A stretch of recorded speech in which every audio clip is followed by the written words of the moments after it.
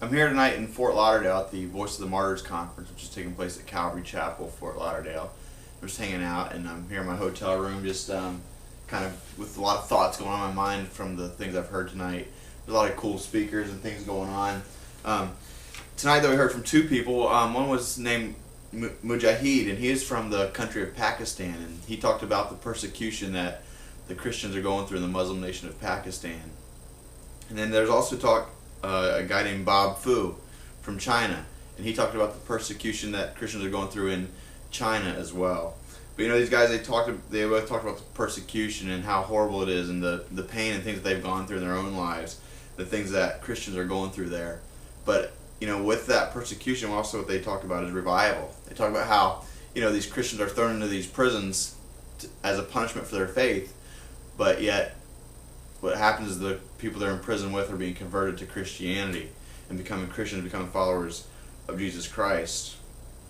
I always have, when I get up in the morning, one of the things I always feel impressed to pray about a lot of times is revival. Revival for our churches, revival for me personally, for our pastors, our churches, our communities, and revival for our nation, revival for America.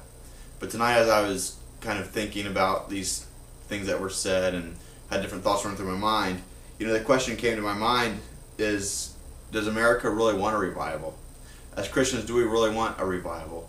And why do we want a revival? I think sometimes in America we think that if we pray for revival and we really have a true revival in our nation, then all of our problems are going to go away. All of our government problems are going to go away. And, our president and everybody will think just the way we want them to think, and it'll all be okay. But do we really want revival? Because as we can see from these other countries, they're experiencing true revival.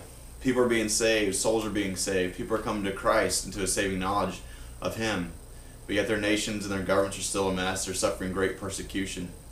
Maybe in America we might have to suffer persecution, but do we really want revival?